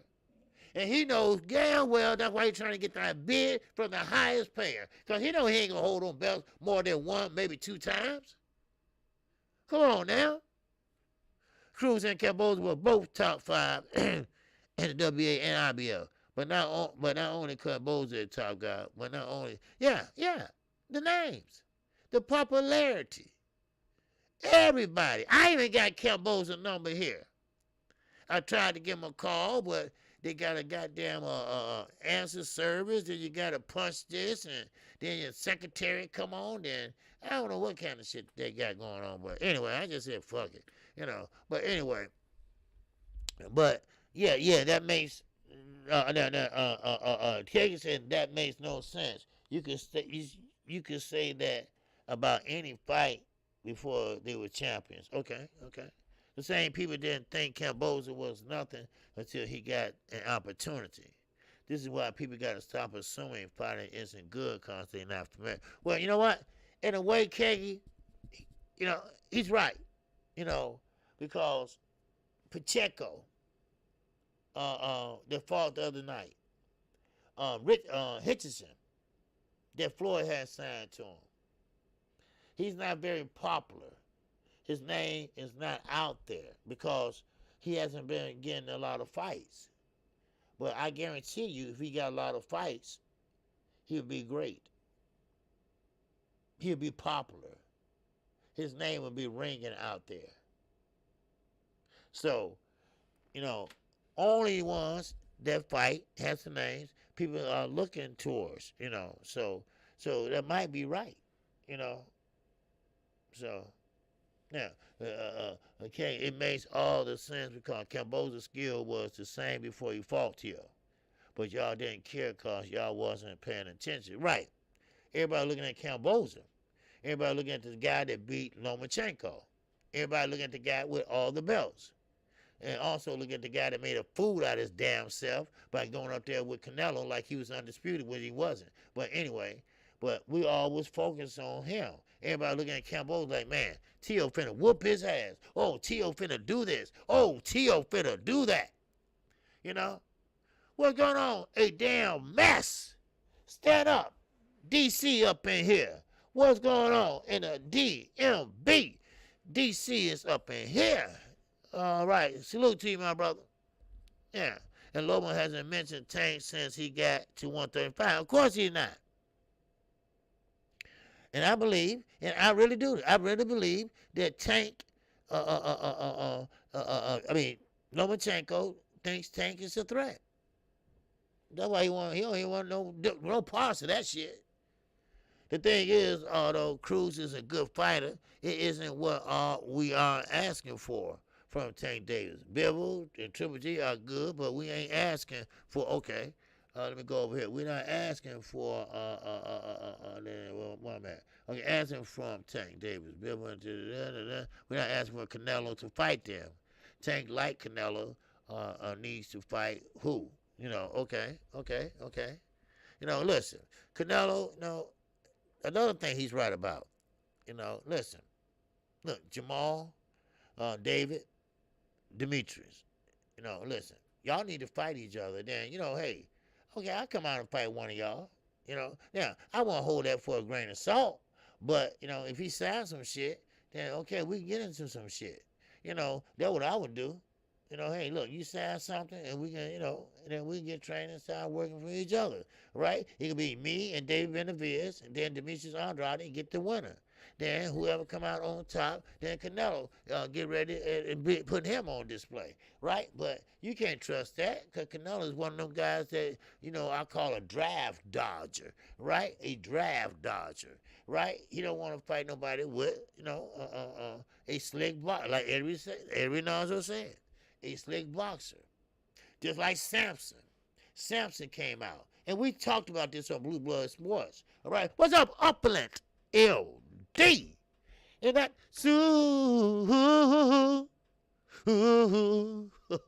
baby. Per chat. Yes. What's going on, my brother? He said, cook, OG. Wow, wow, wow. Wow, wow, wow. All right, I appreciate it. Now, I had to chime in on Blue last night because I think it was kind of, you know, messed up. All right? All right? Now, I got Keith Thurman. And that, wow. Per chat. Appreciate you, Keith. All right. If that was Keith Thurman would have sent me more than $2. At least I hope. But I don't know. You got a house full of kids. I don't know. Maybe that's the only guy that got left. T-Bone Boxing. What's going on, baby? Salute to the Louisiana finest. Yeah, I was talking to Blue. Well, I wasn't talking to him, but he was on this show, and he was hollering out about Samson and Barbershop Conversation. I said, well, I did an interview with Samson, and he told me the same shit, you know. But, and Samson was saying that Demetrius don't bring anything to the table. Now, Blue took it another level. He took it another way. He took it, well, why? Because Demetrius Andrade, all he think about is winning. Now, I don't. So Blue went and said, well, I don't think nothing wrong with that. But I get what Samson is saying. Samson's saying, yes, he's thinking about winning, but he's not thinking about the ticket sales. He's not thinking about putting asses in the seats. You know, see, he said, if that was my fighter, you know, or with Canelo or anybody else, I would do the same thing. You know, I won't put him in there with someone that's just going to move and not engage.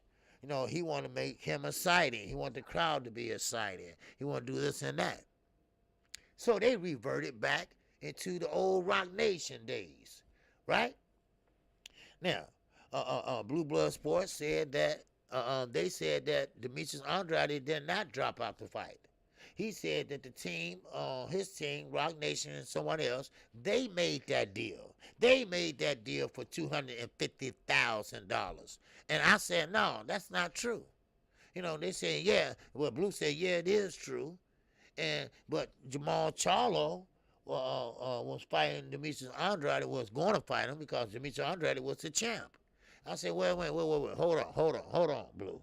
You know, so they saying that He getting this from Demetrius Andrade's father.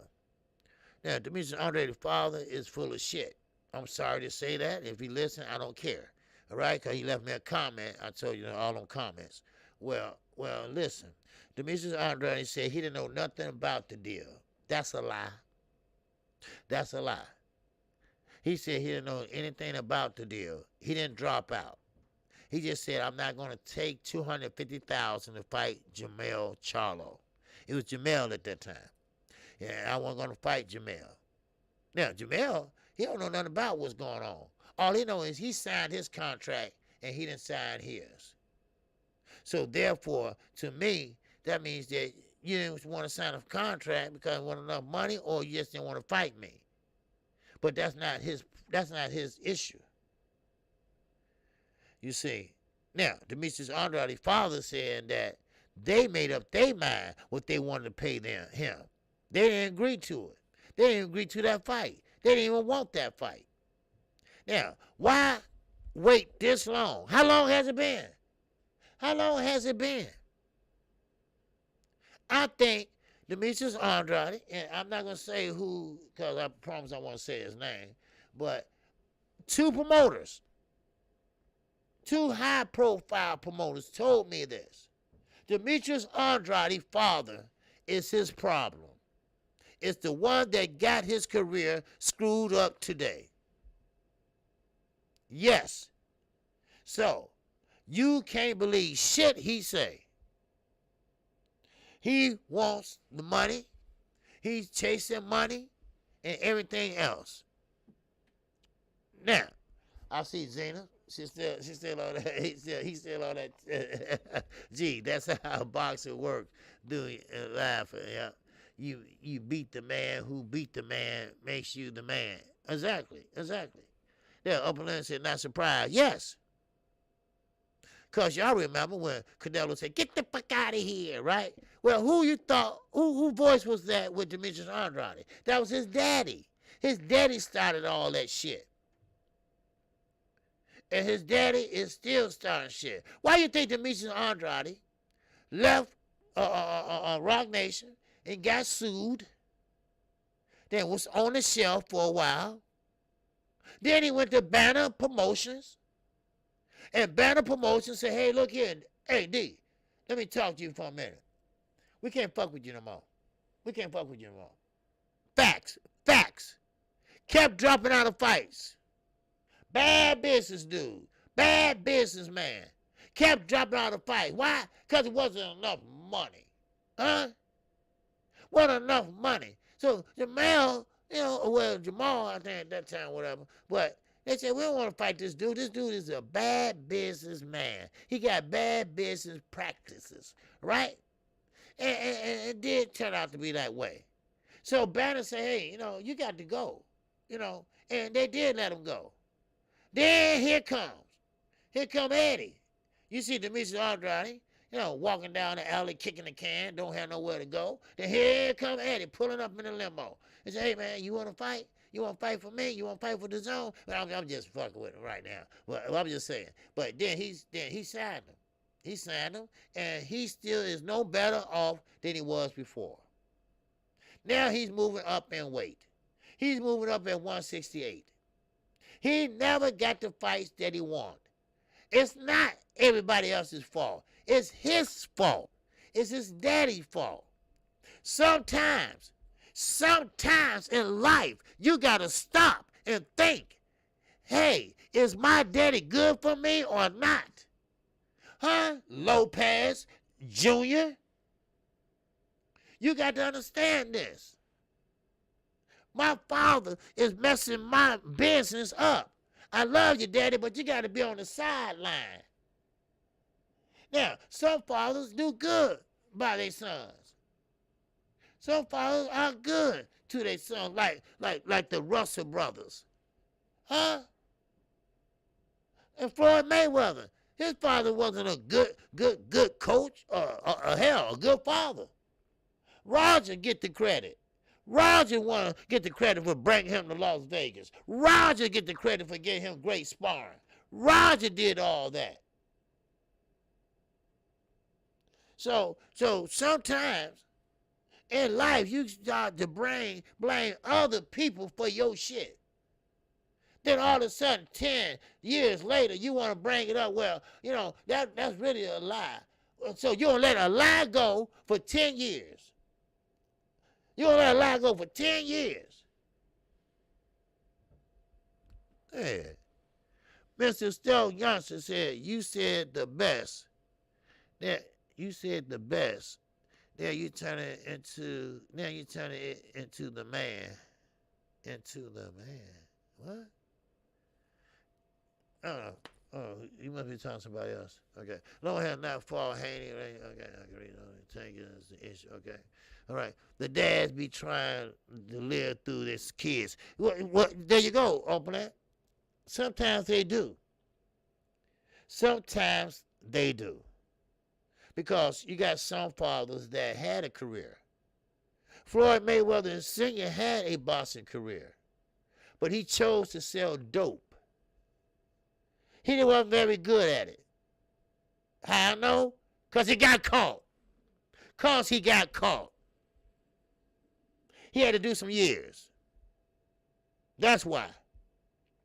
Then when Floyd had that fight with a southpaw, then he said, hey, from jail. He's from jail. He said, don't ever put him in there with a southpaw again. He talking to Roger. Roger, hell, go to hell, and hung up. Facts.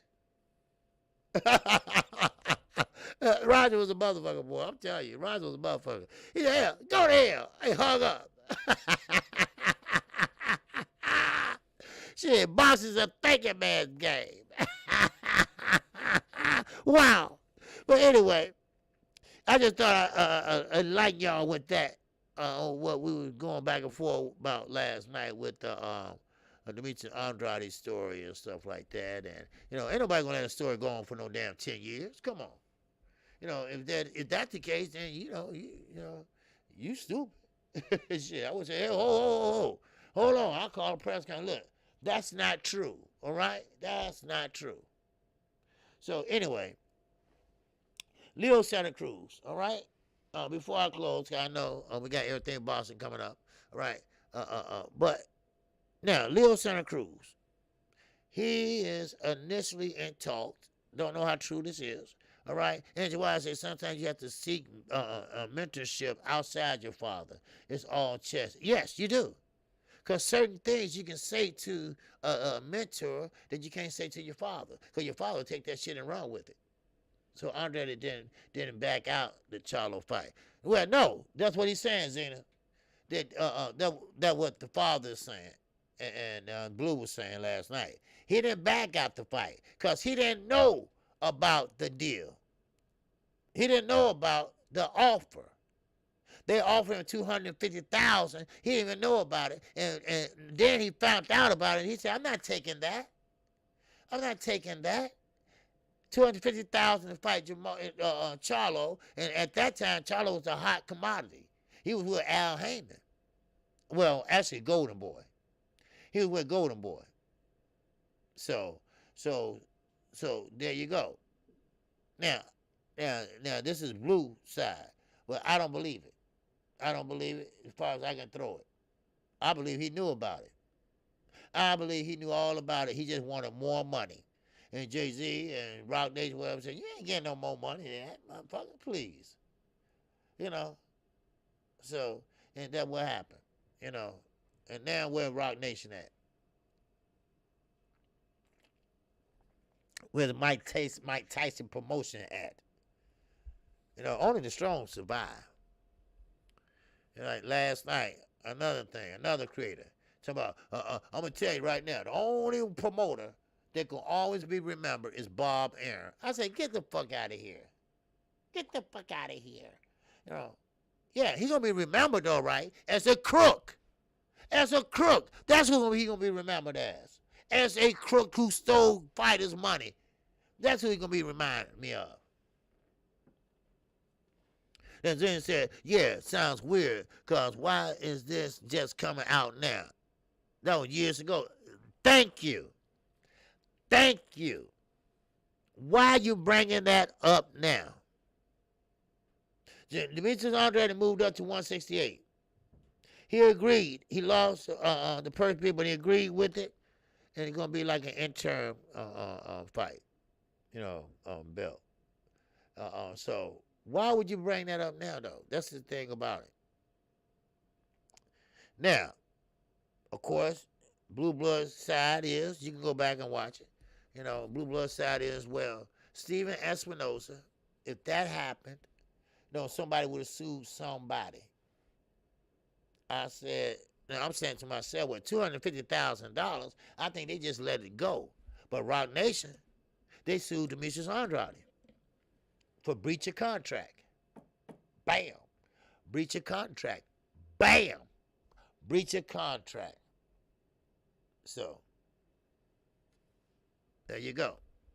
OJ is in his own soundboard. Well, I'm just saying, bam, there you go. Yep, sound weird because it's just coming out, But this happened years ago. This is history. The damn promotion company's gone. It's gone. Why bring it up now? Unless you want to fight with Charlo. I mean, he been chasing him. He been chasing him for years. And they say the same thing to him. No, no, no. Your ass going to have to sit down while we eat. Little shit like that.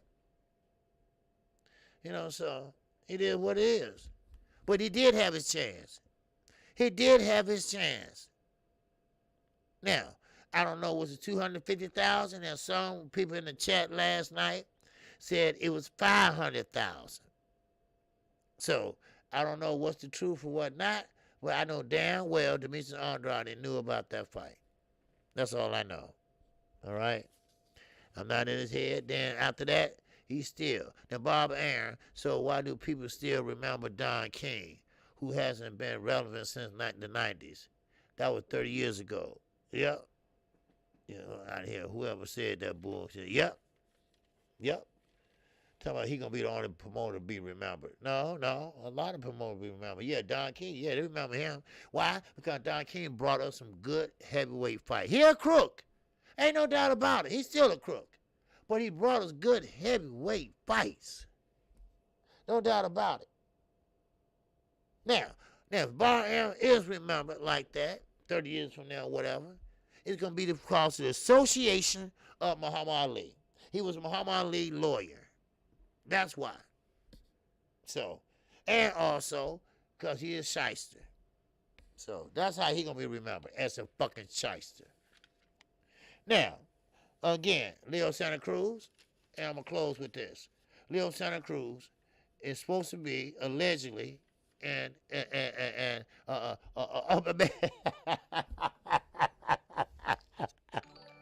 Roman Gonzalez. My bad. Y'all know I'm crazy about Roman Gonzalez, right? So somebody said, he sent me $1. I know that one here because he sent me more than that because he got a payday the other night, right? Roman Gonzalez. My man Chocolito. And that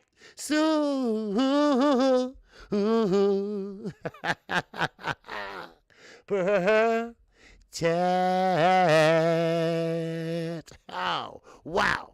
I appreciate you, Roman Gonzalez. Good fight last other night. All right? Good fight, brother. Man, always enjoy you fighting. But anyway, Leo Santa Cruz allegedly is in talks with Gary Russell Jr. Now, of course, knockout, man, you need to find out, is that true? Because Leo Santa Cruz said it's a possibility that this might happen. And very soon. Okay. Now, Leo. It's a little KQ. Okay, it's KQKC, but thank you. Roman, you're allowed to make that mistake. Yeah, you say that's classic, whoever did that. Yeah, this is as happy as I haven't seen the OG to get $1.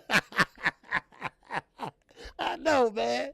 That's my guy, man. I like the little kid, man.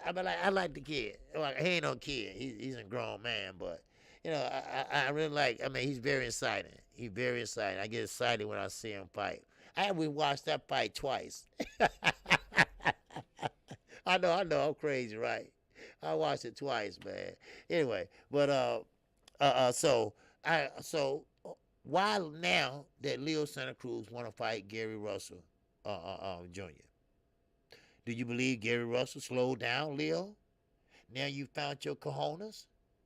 Which one is it? You know, Roman would probably send you $1. He has to pay a lot of people before he get his money. OG, you ain't lying. That's one thing. Marco Madonna. Marco Madonna said he had to pay the drug dealers and everybody. Then he bought a goat. But man, I was happy to get that dollar for Roman Gonzalez, boy. If that was the real Roman Gonzalez, man, I'd be so happy. Man, I'd take that dollar, man. Yes, yes. Wow. But hey, I appreciate everybody. And I would like to find out is Leo Santa Cruz in talks with Gary Russell Jr. And that is the next interview that I will be having. All right, I'm going to try to get it done this week. Of course, timing is everything. So sometimes you get them, sometimes you don't. So I'll be working on that today and tomorrow, and I will be off tomorrow. I have a doctor appointment, so I will be off tomorrow, everybody. Okay? So I thank everybody for coming in today. It's been a great show, great talk, and we got everything boxing coming up next. And I thank everybody for a great weekend. And we got another great weekend coming up. We got Alicia Baumgartner coming up this weekend and a couple more fights. So, I mean, yeah, boxing's back and boxing's coming back with a vengeance. And I thank everybody for the conversation. And I don't mind you all conversating between each other in the chats. You know, that's cool. You know, it don't bother me, you know. So, KQ said, any bets on who the next star boxer will be to donate? I don't know. But who was that? Roman Gonzalez. And who was the other one? Cal Brook. Okay. Cal Brook. He donated. All right. And I forgot. And somebody else. I forgot it was somebody else. But I forgot. But anyway, yeah, that's funny though. But shit, the credit card charge you more than $1.50, don't you, to send $1? Well, hey, I appreciate it, G5_Gabe, and I hope you had a great birthday, dude. I hope you had a great birthday and many, many, many more. So, with that, shout out to the almighty LDBC. Amanda Serrano might super chat the next OG. Man, I hope so. He said, I love to garden in Alicia's mom. Okay. Keith Thurman, that's right. Keith Thurman sent me something. That's right. Roman Gonzalez and Keith Thurman and Cal Brook. Man, I must be famous. All right.